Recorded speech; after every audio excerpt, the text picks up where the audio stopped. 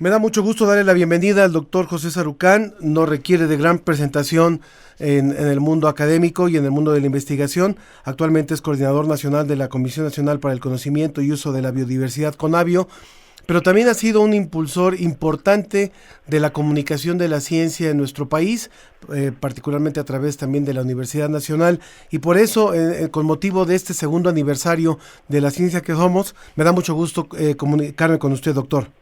Gracias, Ángel. Es un placer para mí también estar con ustedes en este programa. Muchas gracias, doctor.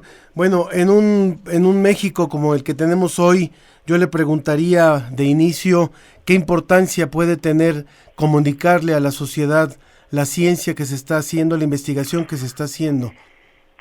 Bueno, tiene toda la importancia del mundo.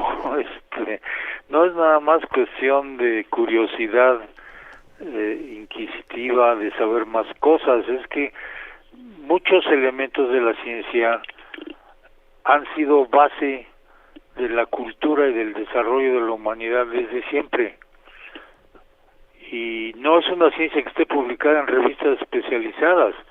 Era un conocimiento apropiado que la gente poseía del entorno del mundo que le rodeaba. Uh-huh. Obviamente, a medida de que esto fue desarrollándose cada vez más por especialistas y hubo desarrollos tecnológicos muy fuertes y demás, ha habido una desconexión de la gente con lo que podríamos llamar ciencia. En un tiempo todo el mundo casi sabía cómo herrar un caballo, cómo ordeñar una vaca, cómo hacer subir el agua por la pendiente para poder regar, cómo hacer un montón de cosas que eran parte de la vida diaria de la gente. Sí. Esto pues no sé si desafortunadamente o no, ahora una cuestión que no se podía evitar, pero el hecho es que ese entendimiento de las cosas que teníamos alrededor se ha ido perdiendo a grados verdaderamente enormes. Uh-huh. Yo nada más reto a cualquier persona normal que tenga un auto, que si se le descompone abra el cofre y trate de ver qué es lo que tiene adentro. Ya no es posible entender estas cosas. Sí, sí. Porque ya no son lo que está uno acostumbrado, que uno podía arreglar el carburador, los platinos, etcétera. ¿No? Sí. Ha habido una desconexión muy fuerte y yo creo que más que entrar en los detalles pequeños, voy a llamar tipo medio tecnológico, lo que es muy importante es que la gente entienda algunos de los fundamentos de la ciencia y pero ¿por qué le parece, perdón, doctor, coincido mucho con usted, pero yo le preguntaría también, ¿por qué se vuelve tan importante que la gente lo entienda? Bueno, porque si no estamos teniendo masas enormes crecientes que no tienen ninguna conexión con el entendimiento que estamos teniendo del universo y de las cosas, del desarrollo de una serie de disciplinas. Uh-huh. Cambio climático, por ejemplo, que es una cosa que nos afecta, no es una cosa aislada, desconectada, no de ciencia nuclear, por decir algo. Si uno no entiende algunas de las cuestiones básicas de qué es lo que genera esto y cómo esto está generado por acciones de la gente, en mayor o menor grado por los diferentes usos que podamos tener de energía y de bienes que generan también emisiones de gases de efecto invernadero, no hay manera de que se cambie el motor de este asunto, que es el tipo de comportamiento que todos tenemos. Sí, sí. No hay forma. A mí me pueden contar cuentos chinos de una cosa en la que yo no entiendo y no voy a tener la menor motivación de modificar mi comportamiento respecto a algo. Claro, claro. Estas son las cuestiones fundamentales. Nadie muy poca gente puede ser experto en cuestiones de cambio climático, pero todos deberíamos entender cómo se genera ese fenómeno que nos está afectando a todos en el mundo, y lo mismo lo puedo decir de otras cosas. Y si no lo entendemos eso y no sabemos que cada acción que nosotros generamos produce una contribución a ese problema, no vamos a poder cambiar ese comportamiento, ¿no?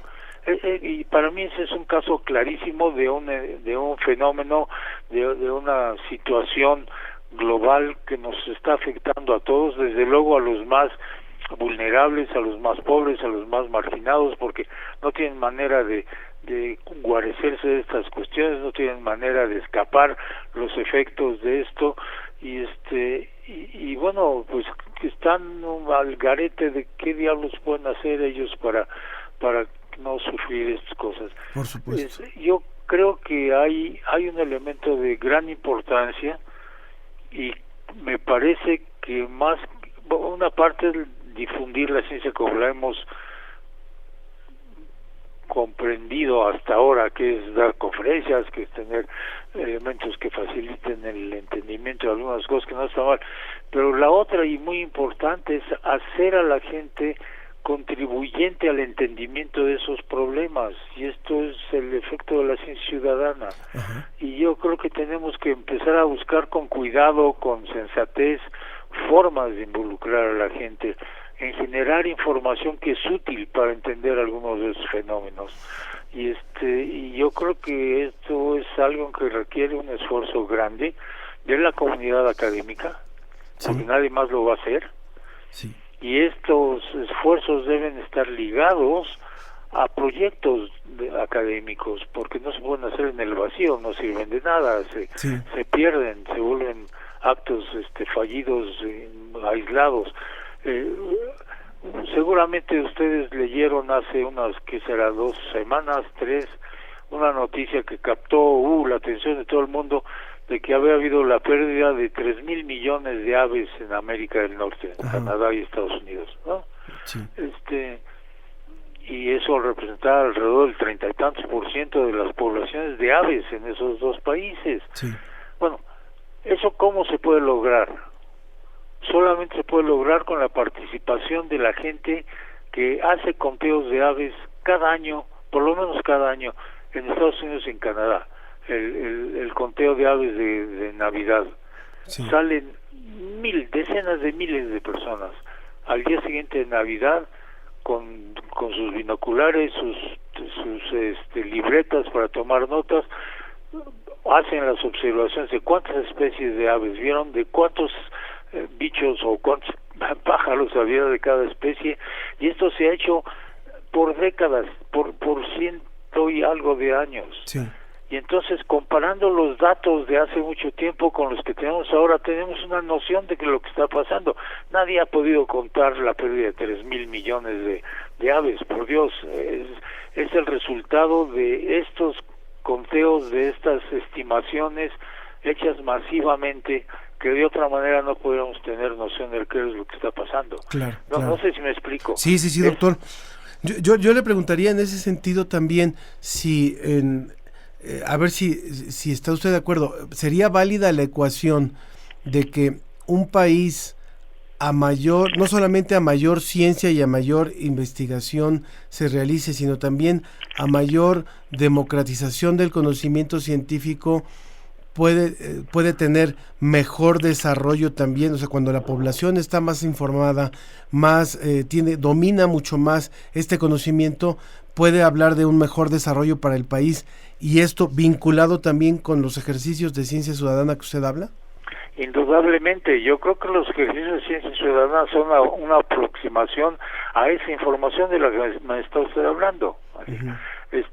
Yo estoy absolutamente convencido que solamente con una sociedad honestamente informada, bien informada, de manera que entienda, que le sea claro, que pueda asumir esa información y le resulte creíble, vamos a tener una sociedad bien informada que entonces puede actuar en ciertos casos para que haya los cambios necesarios por quienes lo tienen que hacer, si es el gobierno federal o si es una cuestión municipal o alguien que tiene la responsabilidad de atender esto lo atienda. Claro, claro. Es absolutamente indispensable eso. Yo creo que no hay otra manera de tener primero una democracia real, efectiva y sensata, y por sensata quiero decir inteligente, Sí. Que no sea de esta manera. La información bien llevada, honestamente llevada a la gente que la pueda asumir, es el mejor camino para, como dice usted, democratizar la ciencia.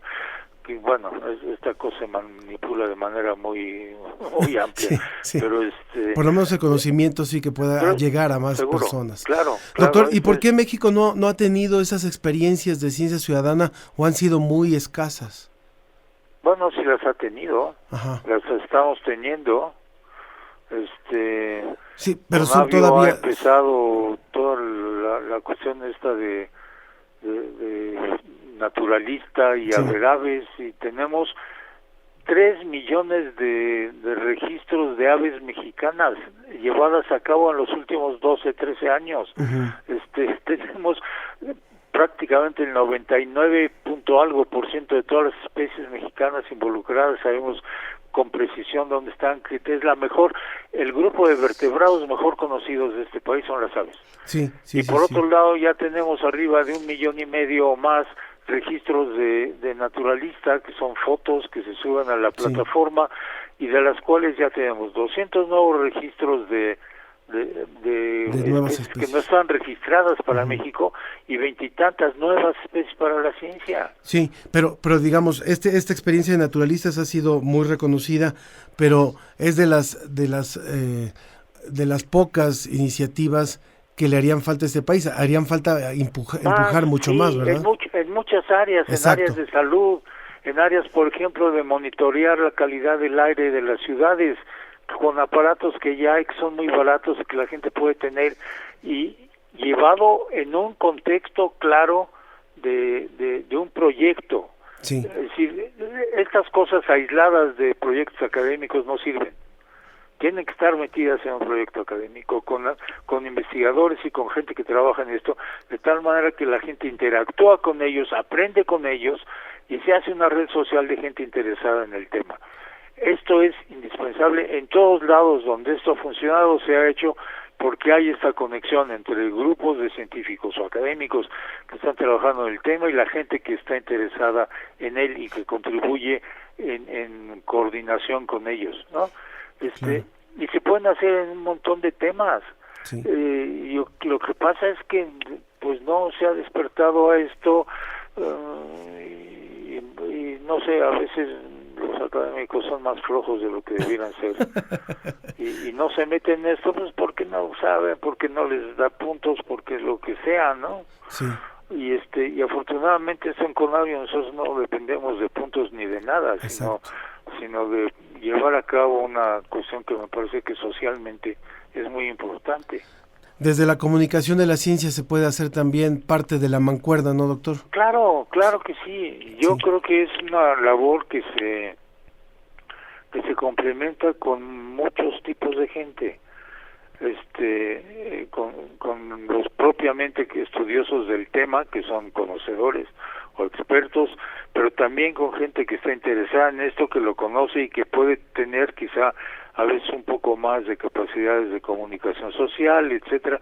Yo creo que todos tenemos una forma de hacer esto si nos lo proponemos, si uno se sienta y está cómodamente trabajando en lo que uno hace y nada más, bueno, pues eso nunca va a ocurrir. Claro, pues yo creo que frente a este panorama, doctor, hay muchos retos y puede haber esperanza también si logramos ejercer este tipo de experiencias ciudadanas. Claro. E involucrar mucho más. Creo que ahí sí podríamos hablar de una verdadera apropiación del conocimiento, ¿no? Así es, y yo creo que, y esto pues se nos va, pero los gobiernos de los países tienen obligación de comunicar a su sociedad sobre los problemas más grandes y más serios que afectan a esa sociedad o al mundo, y no está ocurriendo. Sí. Si hubiera una pandemia enorme, habría todo tipo de acciones por parte del gobierno para sensibilizar a la gente, decirle de qué se trata, qué hay que hacer, qué no hay que hacer, cómo actuar, todos los días en todos los medios, en la televisión, en la radio, en las redes sociales. Sí. ¿Por qué no lo estamos haciendo con problemas como los ambientales ahora?